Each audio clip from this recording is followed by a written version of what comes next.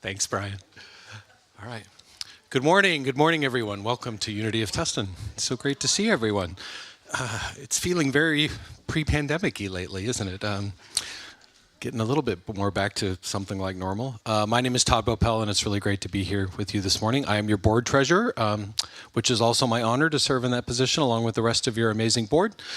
We do have some announcements this morning. So first of all, please silence your cell phones if you have not already done so. That is extremely helpful to making sure we preserve the feel of the service. We are joined this morning by Ramananda John Welshons. So John, welcome. It's so great to have John back. This is his first time back since the pandemic, so we're super happy to have him back again, and he has an amazing talk for us today, so we are so blessed. And then, as you know, we always have amazing musicians. I'm always blown away by the talent of our musicians every single week. But once in a while, we get to have someone from our own community as well. And so it's so awesome to have Brian Wood with us here this morning. Brian, welcome. So Brian has 3 original songs for us this morning, and we're in for an incredible treat this morning with Brian. So. A few announcements. Today is the last day to sign up for this next round of spirit groups, which are just about to start.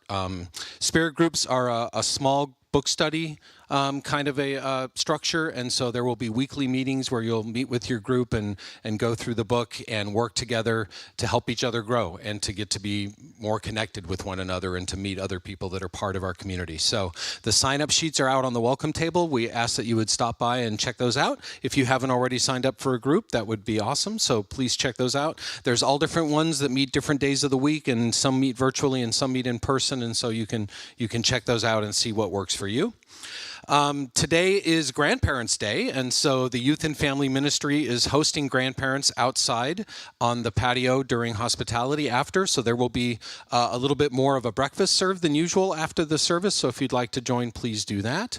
And having Grandparents' Day is in perfect harmony with John's talk today about aging and grace. So it's going to be a really nice day today with kind of that theme woven throughout.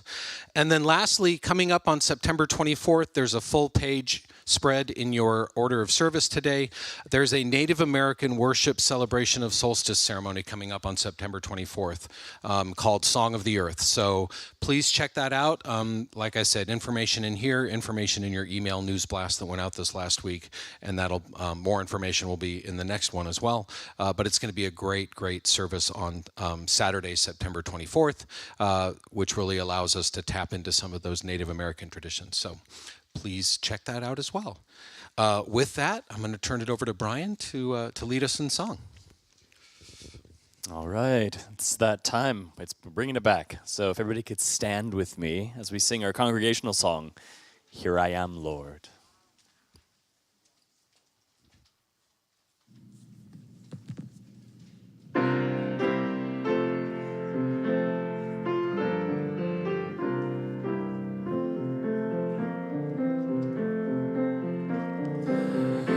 I, the Lord of sea and sky, I have heard my people cry, all who dwell in dark and pain, my hand will save. I who made the stars at night, I will make the darkness bright. Who will bear my light to them? Whom shall I send? Here I am, Lord. It is I, Lord. I have heard you calling in the night. I will go, Lord, as you lead me. I will hold your people in my heart. I, the Lord of wind and flame, I will tend the poor and lame. I will set a feast for them, my hand will save. Finest bread I will provide, till their hearts be satisfied. I will give my life for them, whom shall I send? Here I am, Lord. It is I, Lord. I have heard you calling in the night. I will go, Lord, as you lead me. I will hold your people in my heart.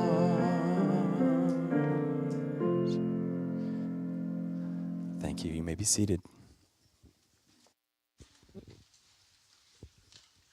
Good morning. My name is... Good morning. I'll wait for you to tell me. Good morning back.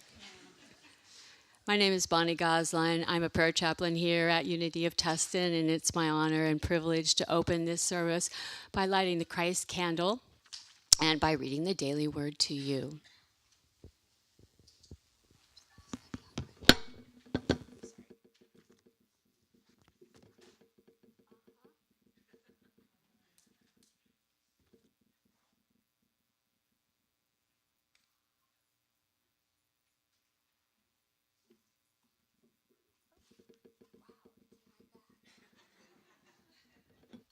God really does work.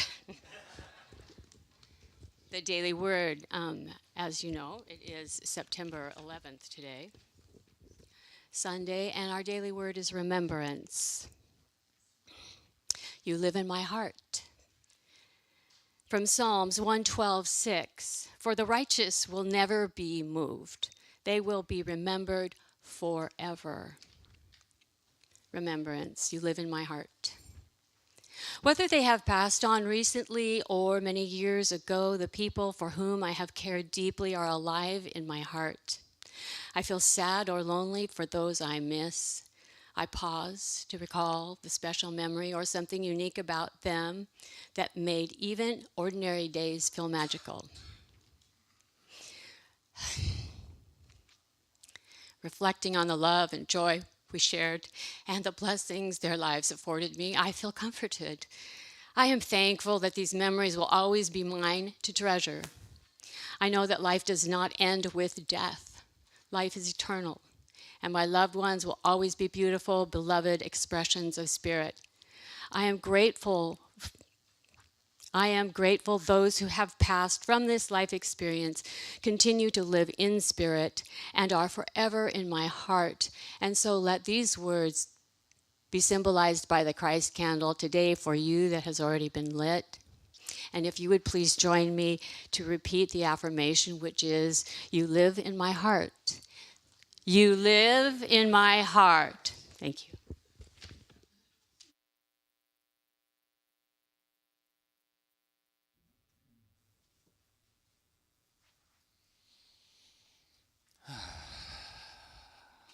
Hello. I wrote these songs for you today after I heard what John's talk would be about. And the music came pretty quick, but then it took a while to work with the words and try to feel, what wanted to be said, how to clarify what I wanted to say. And this is kind of my own reflection on like my own grandparents who are no longer here, my parents, my own aging. I'm 40 now. I know it's not that old for some, but for me, it's like, oh, big deal. and those and like the seed of like what's never changed and everything that has changed. The things that I still struggle with from the time I was a baby, the things that I've always known were true and beautiful also since then. So this is something I'm calling the heart of time.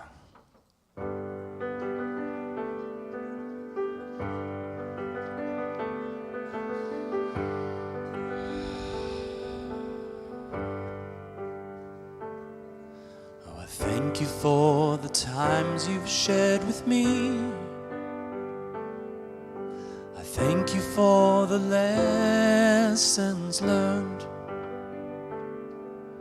'Cause in your eyes I learned how to be free. And in your heart a fire burns.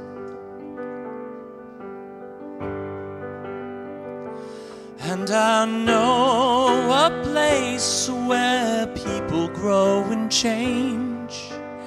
How can I be here and find? And where do I go with all these questions and this woe? Deep in the heart of time.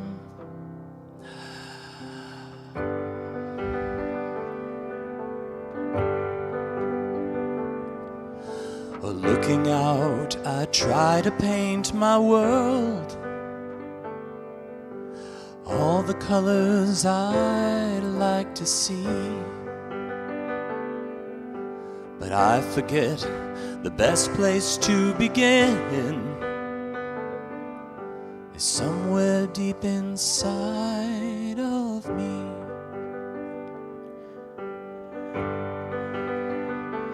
'Cause I feel a place that will never ever change. It's deep inside my heart. And I know it's true, all the magic that I knew right from the start.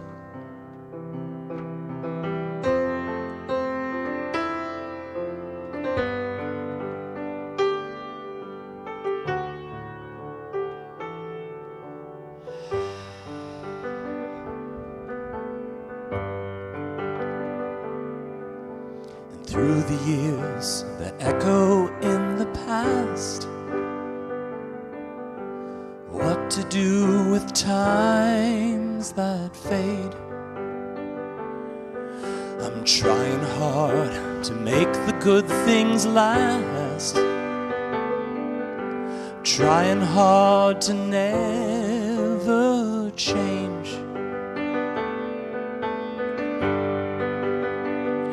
And so I take these eyes and I'm turning them inside, as deep as I can find.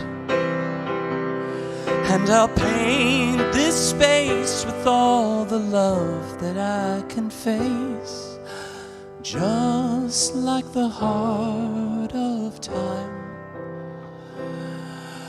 just like the heart of time.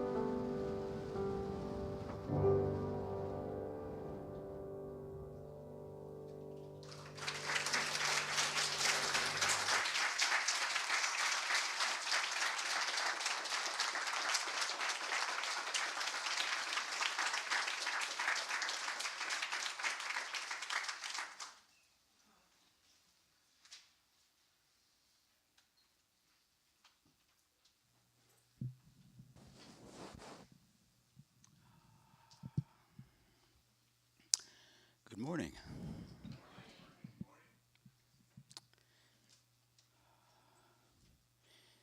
So, since this is Grandparents' Day, I thought we would commemorate it by doing a slightly different meditation this morning. So, I invite you to just sit up straight, and if it's comfortable for you, close your eyes. I'll ring the gong once at the beginning and 3 times at the end.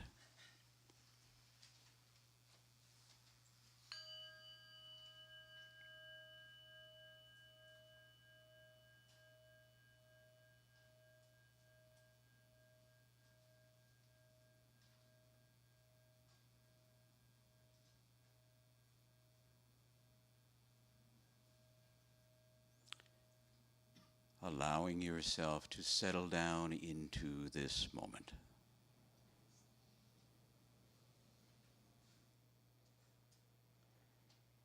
Leaving behind, to whatever extent you can, all the moments that preceded this one, and all your ideas about moments to come, so that you can just be here, now.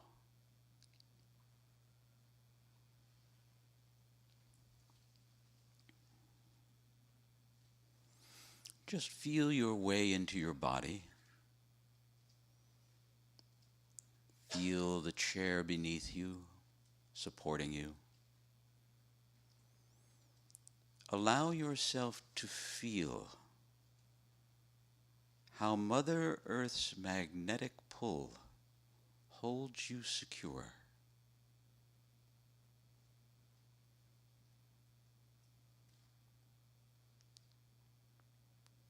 Allow yourself to feel how Mother Earth's miraculous invisible air feeds you in every breath, bringing in new life, cleansing that which is no longer useful.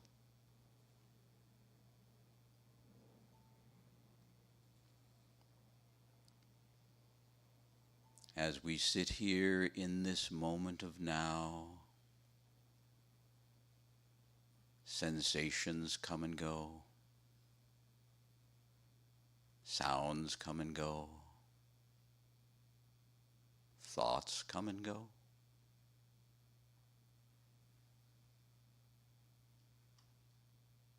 But this essential moment of now never changes. It's always now. It's never any other moment than now.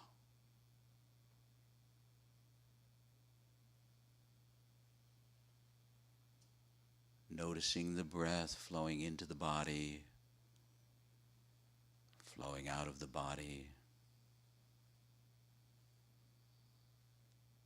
See if you can begin to touch the place in you. The place in you, the space of awareness that has always been the same. Since before you were born.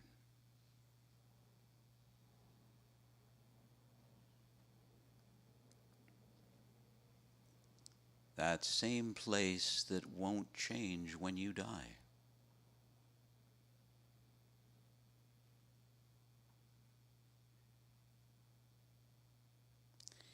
See if you can feel your way into that place where you have always known since you were an infant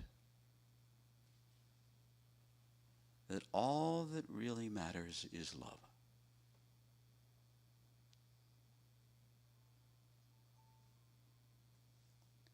See if you can tune to that space in yourself.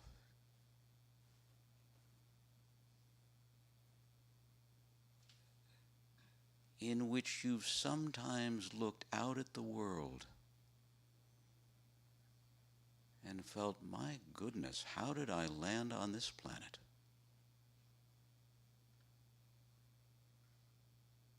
That place in you that knows,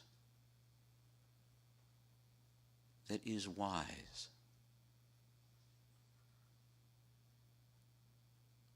that feels your inherent connection with everyone and everything.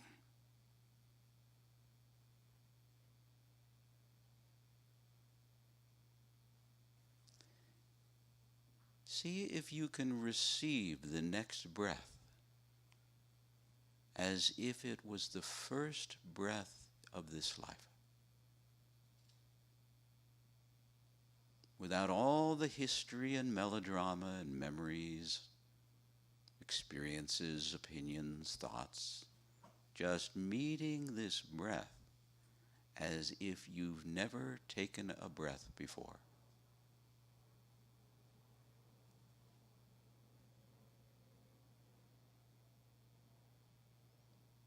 Hearing the sound in the environment as if you had never heard a sound before.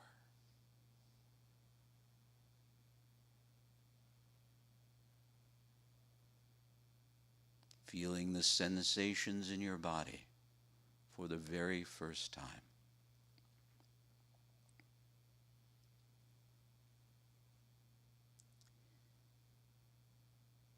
And as you tune to this very sacred space in your own being,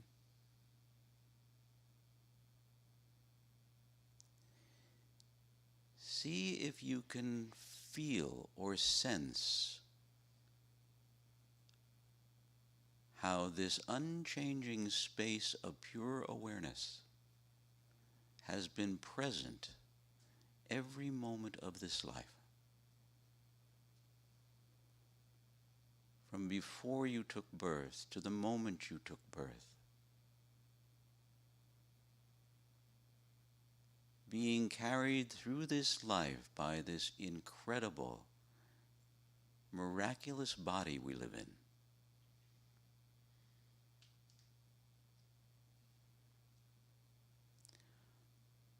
And watching from the inside this body change.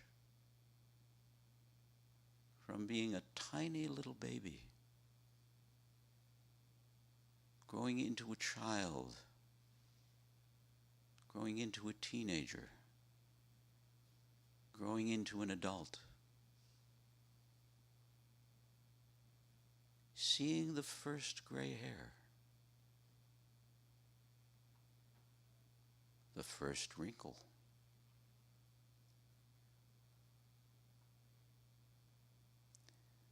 the first moment you notice that instead of ever expanding abilities, something is changing and perhaps encouraging you to move slower.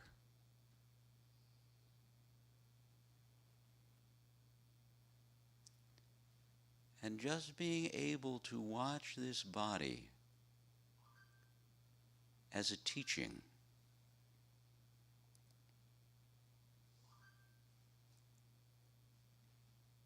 In mindfulness or vipassana meditation, we watch how every sensation, every sound, every thought, everything in the world of form arises, exists, changes, and passes away. Everything. Except this place of pure awareness that remains always the same.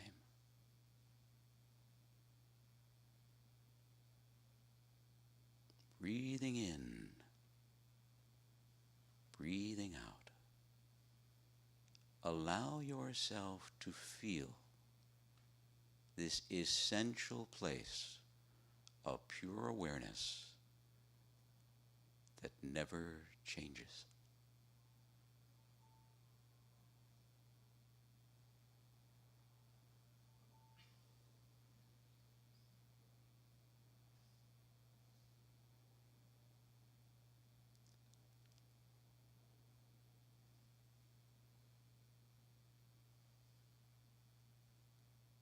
Everything we perceive is constantly changing.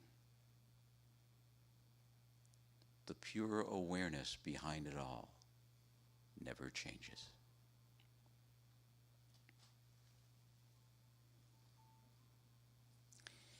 In a moment, I'll ring the gong 3 times. As I do, just let your eyes stay gently closed and notice how the sound of the gong arises out of nothing, exists for a period of time, changes, and passes away into nothing. Perceiving that from the place of pure awareness that never changes.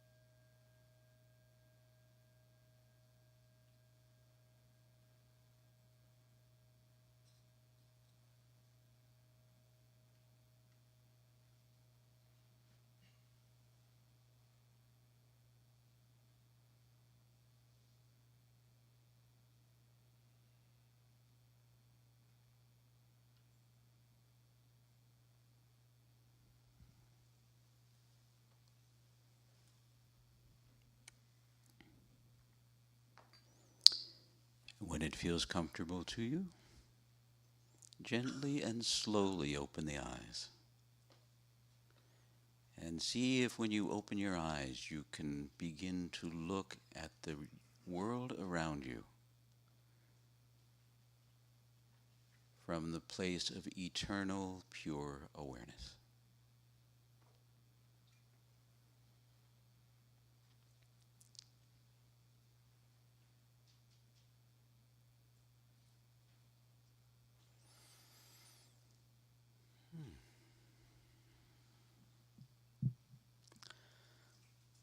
Namaste.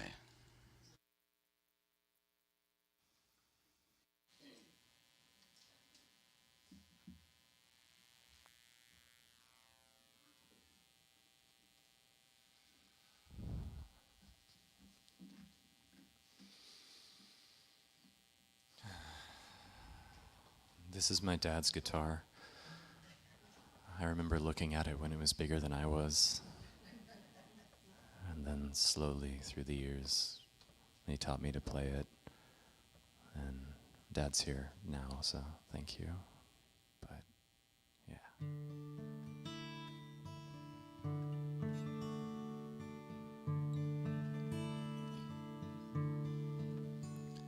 On the spaces between us are all I can find, and the noises you hear now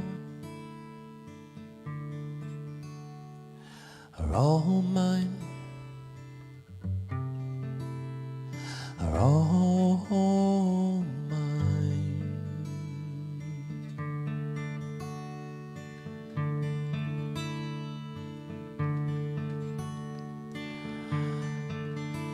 Oh, look out and surrender. Oh, look out and feel life. Oh, the doubt and the fear now are all right, are all right.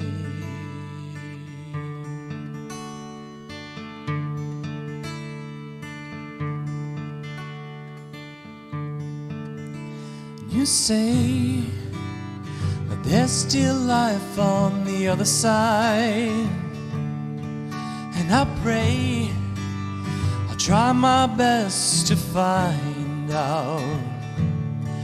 And what's more, I hope I'm living before I die with this chance to be here this time.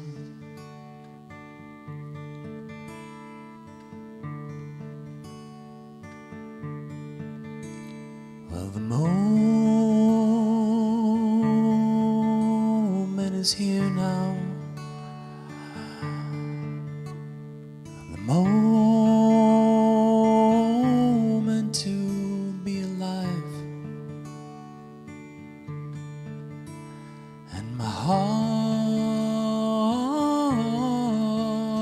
rings clear now. For all life, for all life.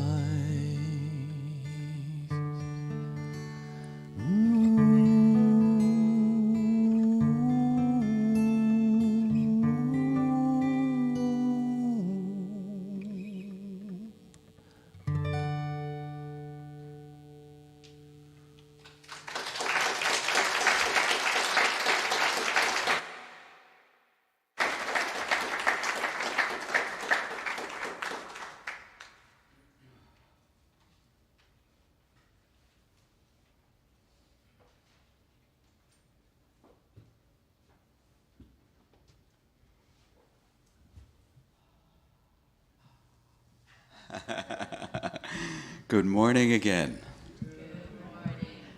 Thank you, Brian. It's such beautiful music you created for us this morning. Wow. So nice to see you all. I can still see. I can still breathe. And we're still here. Oh, it's an advertisement for my friend Ram Dass's book. Some of you know that his first famous book when he began teaching as a spiritual teacher, as Ram Dass, was called Be Here Now. And later, when he turned 50, when he turned 50, yeah, he was 50 and I was 30. And he said, I think I better start teaching about aging. And I said, isn't it a little early? And he said, I don't think so. And so he started thinking about it and teaching about it. And he said something really interesting. The next time I saw him, I said, how's your aging project going? He said, well, I'm continuing to participate in it.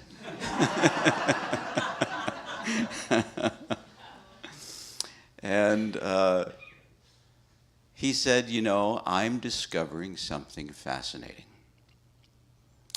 I said, what? He said, well, I'm realizing that when we set out to increase or deepen our spiritual experience, our spiritual awareness, our spiritual consciousness, what do? Well, we often go on retreat. And we go off to a retreat center. And we want the retreat center to be very quiet. And generally, we might like to be alone while we're at the retreat center. We might like to have a room of our own, that we're not going to have to be feeling obliged to be social. We're not going to have to do a lot of talking. So we want to be quiet.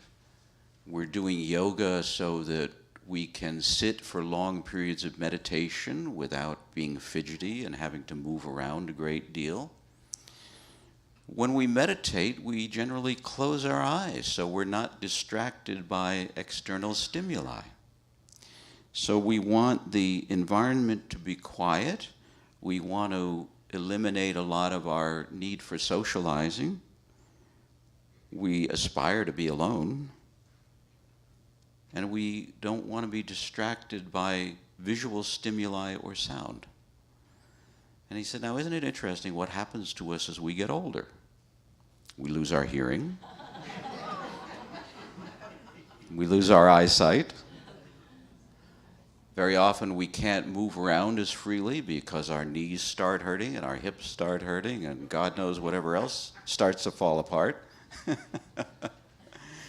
And he said, you know, it's very interesting. It's almost as if the universe is setting things up for us so that in the stage of life when we're getting ready to go back to God or go back into the One, all the conditions are ripe for us to meditate most of the time.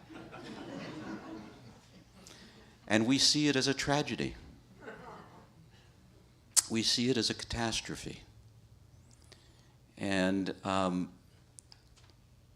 we started to talk about how these bodies can be teachings for us in the sense that every time I look in the mirror, I don't know about you, but I'm thinking, how the hell did this happen?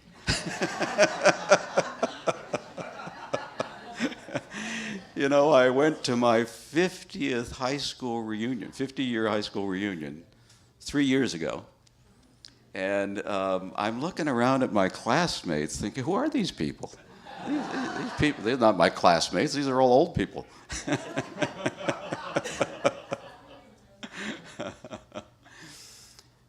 And how can these bodies teach us? They can keep reminding us that who we are is not the body. Who we are isn't even the mind. It isn't even the personality. Who we are is pure awareness, which is another way of saying soul. Just soul. Because the soul is beyond all of this. The soul exists before we're born. The soul is likely going to exist after we die.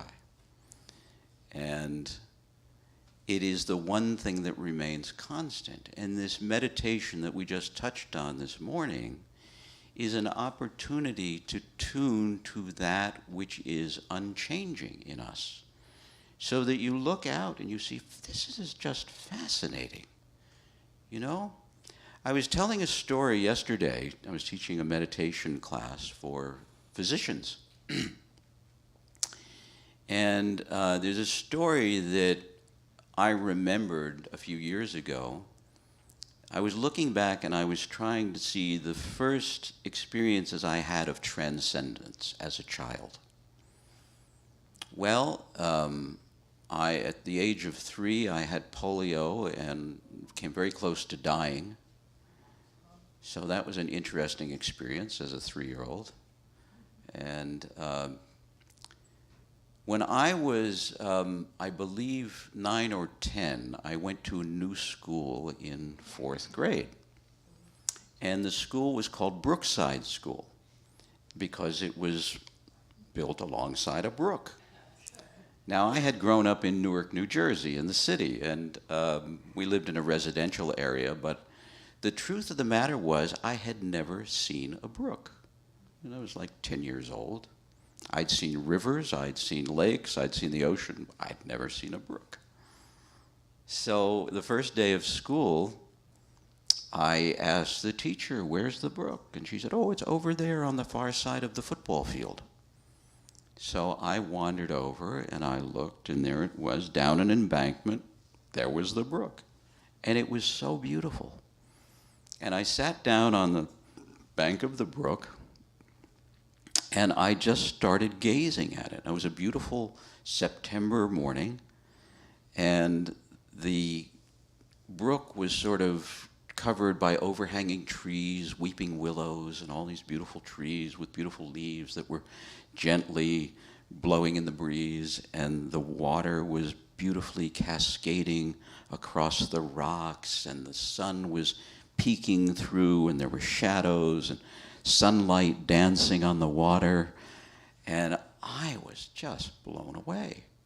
And I sat down and I just went into this transcendent state where I was just watching the water crossing the rocks and the sun coming down and the dancing of the shadows from the leaves and the branches. I don't know where I went. I was right there, but a few moments later, what do I hear? An angry voice. "Mr. Welshons, are you coming back to class?" I didn't even know who Mr. Welshons was. But it was fascinating because I got the message in that moment that we don't do this in this culture. You know, you don't transcend in our culture. You come back to class and learn things, kid. I got in trouble for going into a space of pure awareness. And I think if many of us look at our lives and realize that even as children, we knew. We were wise. We had a place of wisdom inside. And unfortunately, a lot of it, for many of us, we got socialized out of our wisdom. You don't be wise. You know, we need you to be knowledgeable. We need you to be productive. We need you to be doing things. And we learn that we get approval by achieving and accomplishing things. Being is, no, that's not, we don't care about being. We don't care about that. That's not adding to the economy. I have nothing against adding to the economy. It's just that, you know, when that's the only thing we think about, it's a problem. And I wonder now about all of the children in our culture who are experiencing so much anxiety and depression. You know, and I look at this culture and I think, how could they not be anxious and depressed? How, in living in this world with the dearth of values that we offer them, real, meaningful, lasting values, the almost complete absence of wisdom on the part of our leaders. So it's up to us to begin to cultivate that and realize, you know, sometimes I think we learn things by seeing the shadow side or the dark side of what happens. You know, what happens if you create a culture that's completely greedy, focused on money, focused on power, and leaves behind our inherent wisdom and love and kindness and compassion, thinking that those things are weak. What does that produce? Well, it produces a lot of children who are anxious and depressed, who are suicidal. Now, one of the things, because it's Grandparents' Day, and I'd like to just point this out because it's a harsh truth sometimes for us to have to face. I was doing a presentation on aging and dying probably 30 years ago, and I was talking about the wisdom that we cultivate when we get older. And I see a number of very wise-looking people here this morning. Some young ones, too. But I was doing this presentation. The end of the presentation, a woman came up to me. She was about my age. And she said, "I beg to differ with something you're suggesting." And I said, "What?" She said, "Well, I'm taking care of my aging parents, and I can tell you they are not wise."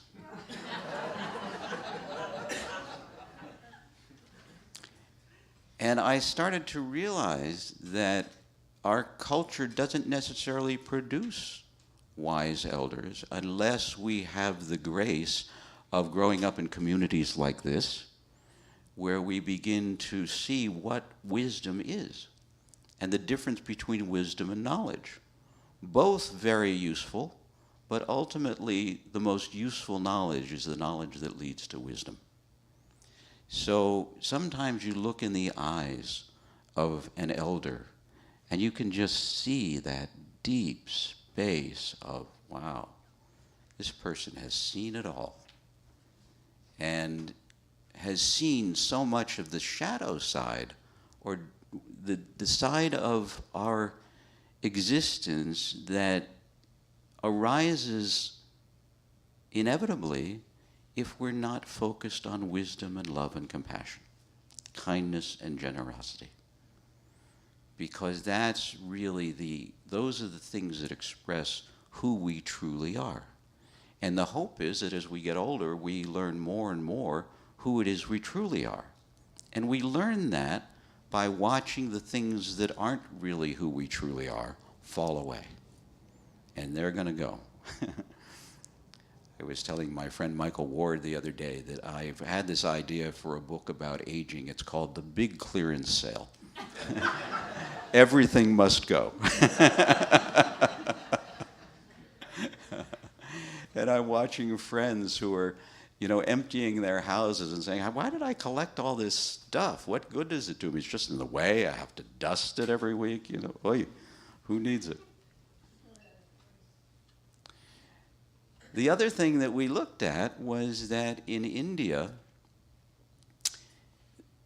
the Hindu culture, and to some extent the Buddhist culture, are set up with this understanding of the natural stages of life, which are called the ashramas. There are 4 ashramas, and the 4 ashramas are basically 20 years in duration. So the first one is from birth to 20, and our role in life primarily from birth to 20 is to be a student, to learn. We collect knowledge during that period. The second ashrama is from 20 to 40, essentially. We become a householder if we're going to. We marry if we're going to marry. We have children if we're going to have children. We have a career if we're going to have a career. And we do all the householder thing. Now, interestingly enough, at the age of 40 in India, that's the beginning of turning inward. And it's actually the beginning of the most potent and amazing part of life. So fascinating that in our culture, when people turn 40, they have a nervous breakdown. Like, oh my God, I'm 40. Whereas in India, you say, I'm finally 40. I can finally start doing what's really meaningful. which is turning inward. So from 40 to 60 is this transitional period. You start meditating, you start studying holy books, you start making spiritual pilgrimages. Your children are getting to the point that they're having their own careers, taking care of themselves. If you have a family business, it's your responsibility to turn the business over to the children, so that you can, at the age of 60, become what's called a sannyasi, a renunciate. You actually become like a monk living in your family. You know, husbands and wives can do it together. The elders from 60 and above become the gurus for the family. And fascinating, it's the children's responsibility to take care of their parents. And there's an interesting thing that tends to happen in traditional Indian homes, which is they fight over the care of the parents. The children get into arguments about the care of the parents. But it isn't an argument about who's going to pay for the nursing home. It's an argument about who gets the blessing of having the parents live with them. You want the parents in the home to be an influence on the children in the home, to pass on spiritual awareness so that the children, while they're growing up and being students and preparing to be householders, are still being surrounded by wisdom and love and compassion and the absolute knowledge of what life is really about. And then that time of life is thought of as, well, this is my job, is to get ready to die. And it's a joyful job. It's a joyful pursuit. It's fascinating. Whereas if I say that in this culture, a lot of people go, ugh, that sounds awful. Have you got an alternative?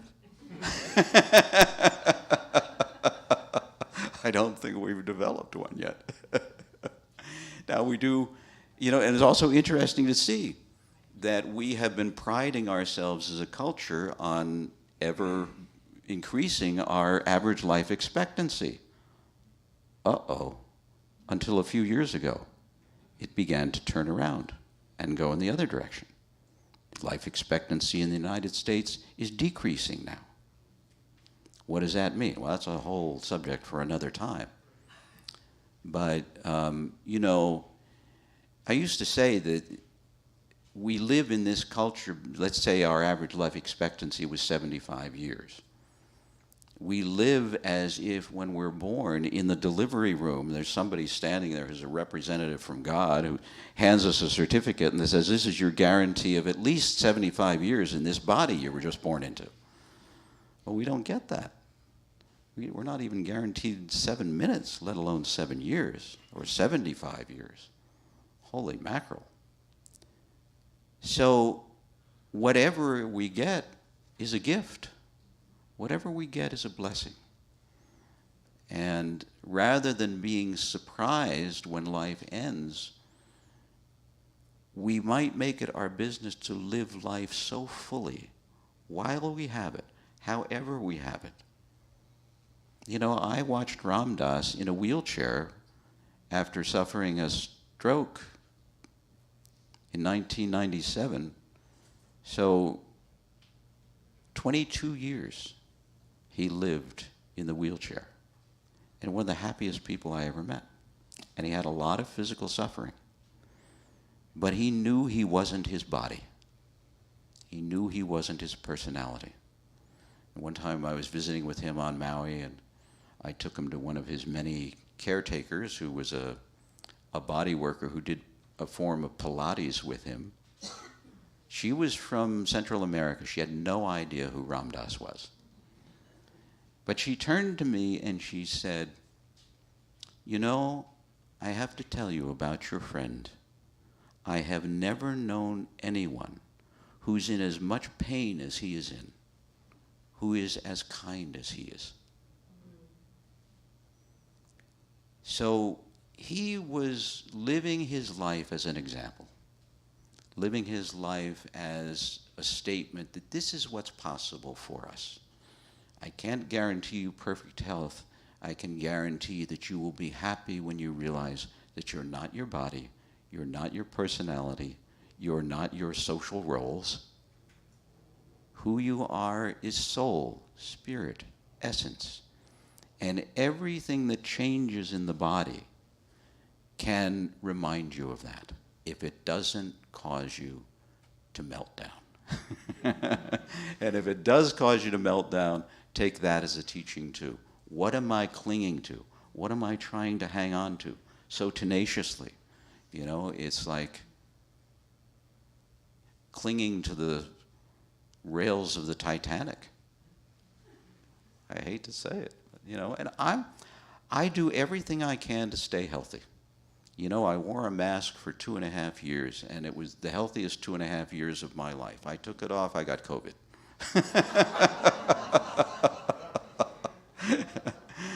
You know, so you never know. You never know. I want to read you, well, here's a passage from the Bhagavad Gita. Never the spirit was born. The spirit shall cease to be, never. Never was time, it was not. End and beginning are dreams. Birthless and deathless and changeless abideth the spirit forever. Death doth not touch it at all.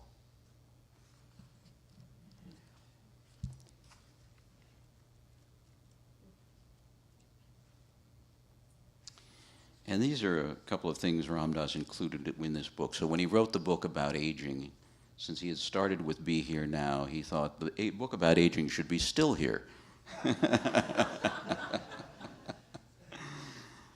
There are many levels to that title. And this is something that was written by a woman named Nadine Stair. Maybe you've heard it, but it's always worth revisiting. She said, if I had my life to live over, I'd like to make more mistakes next time. I'd relax. I'd limber up. I'd be sillier than I've been this trip. I would take fewer things seriously. I'd take more chances. I'd climb more mountains and swim more rivers. I'd eat more ice cream and less beans. I would perhaps have more troubles, but I'd have fewer imaginary ones. You see, I'm one of those people who lived sensibly and sanely, hour after hour, day after day. Oh, I've had my moments, and if I had it to do over again, I'd have more of them. In fact, I'd try to have nothing else, just moments, one after another, instead of living so many years ahead of each day. I've been one of those persons who never goes anywhere without a thermometer, a hot water bottle, a raincoat, and a parachute. If I had it to do over again, I'd travel lighter. If I had my life to live over, I'd start barefoot earlier in the spring. Stay that way later in the fall. I'd go to more dances. I'd ride more merry-go-rounds. I'd pick more daisies. I would live each moment more.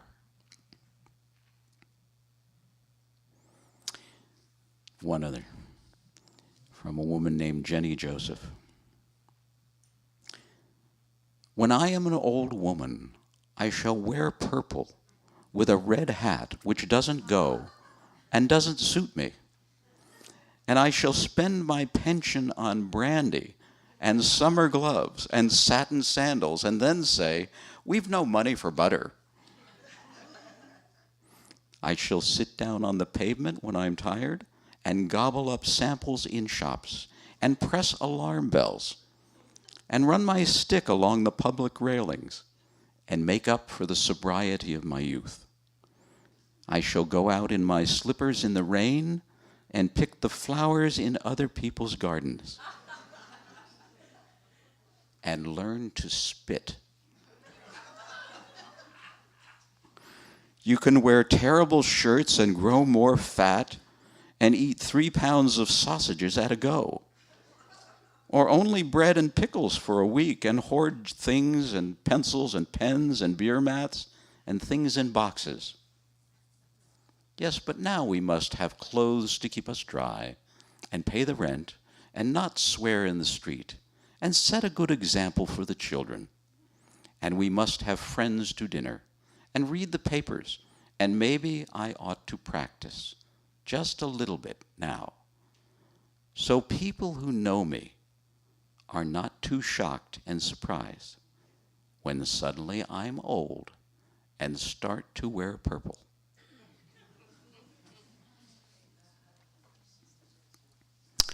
Well, my dears, wonderful to be with you on this beautiful Grandparents' Day, this beautiful regathering of the community at Unity of Tustin.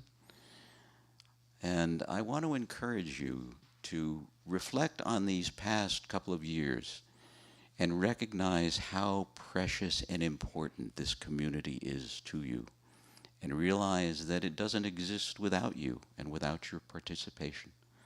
So please support Unity of Tustin with your presence, with your love, with your consciousness, and a few dollars here and there couldn't hurt. Thank you so much. Namaste.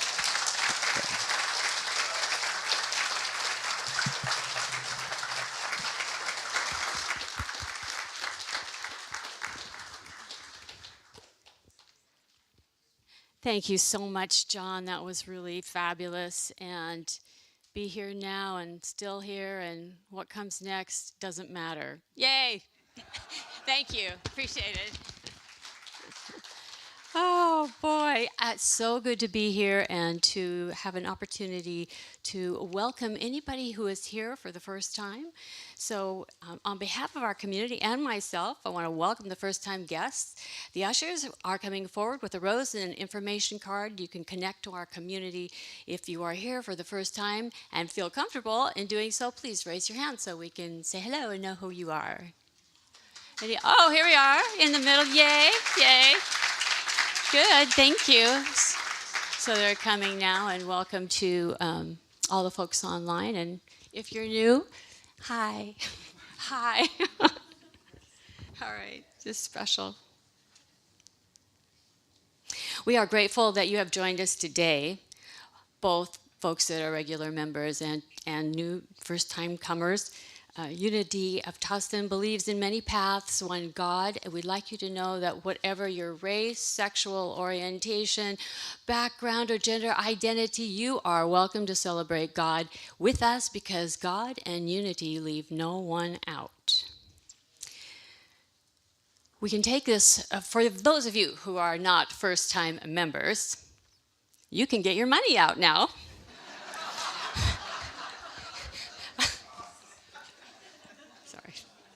I'm a little giddy.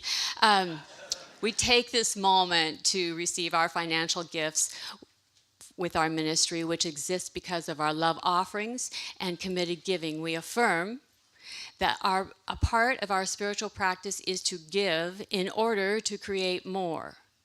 So we give in order to create more.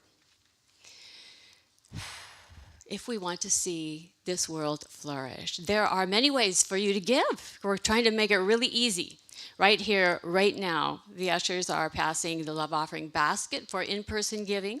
We have a kiosk at the back of the sanctuary here if you'd like to do it via credit card or bank card.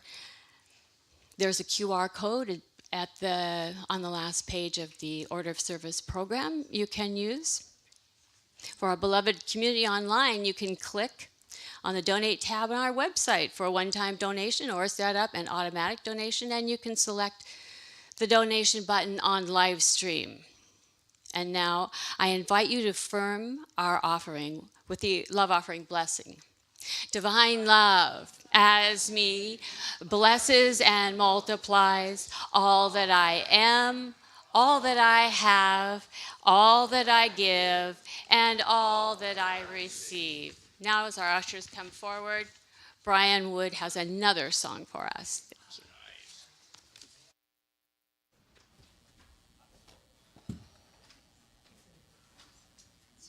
realize I was. All right, this is a little bit of a strange one. It's kind of a conversation between the part of myself that knows and doesn't know, and the part of you that knows and doesn't know. And it came to me on a boat, so I'm calling it sailing.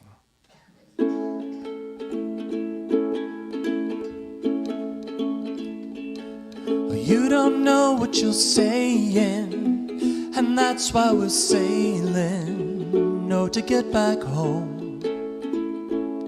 You're searching for answers when there's something within you that already knows what life is giving you today, and what light shines through in a different way. So on and on through the ages, with all of the strangeness that comes on board, looking out there for answers when there's something inside you that's being born.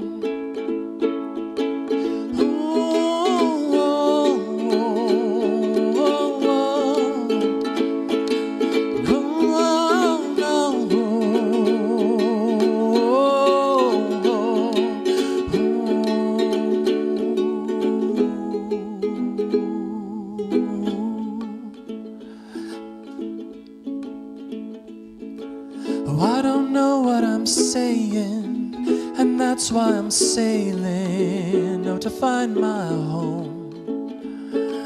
Looking for answers when something within me already knows what my heart is telling me today, and what love shines through in every way. So on and on through the ages, after all of that strangeness of being born, looking out there for answers when there's something inside me that already knows.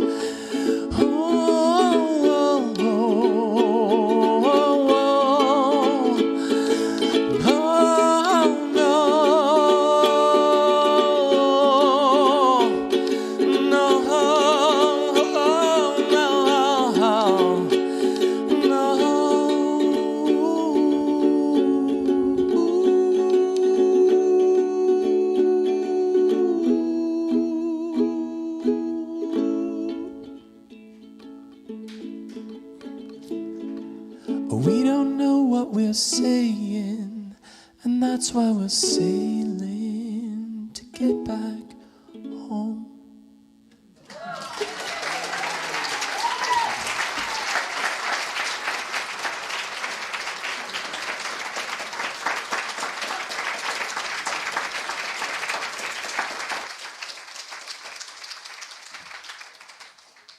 Thank you so much, Brian.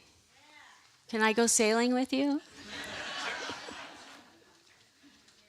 If the ushers would come forward, the ushers have come forward with the love offering blessing. So join me in this blessing. We bless these offerings as a symbol of the devotion to the mission of our spiritual community to transform lives and inspire people to make a positive difference in our world.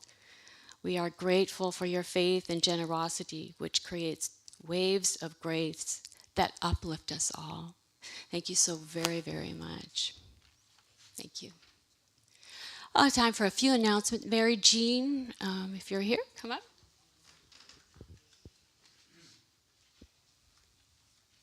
So I just want to take a second before we close to acknowledge a longtime community member who's going to be leaving us. He's moving to Texas to be near his mother. And he's meant so much to our community over the years. He's done so many things around here. He's taught A Course in Miracles. He's taught AA classes. He's been the leader. He even, one time we had 7 a.m. meditation here in the sanctuary, and he would come and lead that for the 2 or 3 people that showed up. Dexter, would you please stand so we can thank you?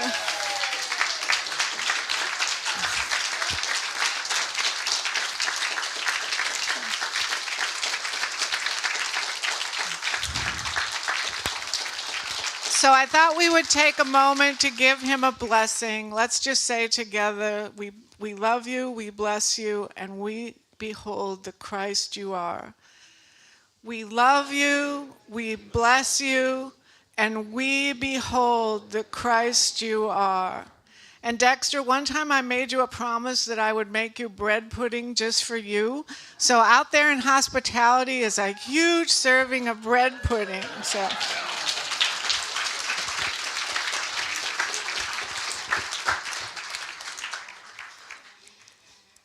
So on that note, with the promise of bread pudding, please join us for some good food and good connection after the service. The bookstore is now open. The prayer chaplains are at the head of the garden, so if you want to take something into prayer, please do so. We are there for you.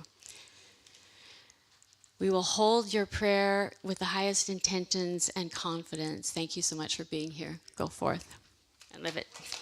Oh, wait. I think we have something. Prayer for protection. Whoops. Okay. I might have to look at the screen. It's not on my... Please join me in the prayer for protection. The light of God surrounds us. The love of God enfolds us. The power of God protects us. The presence of God watches over us. Wherever we are, God is, and all is well. Now go forth and live it. Oh, thank you.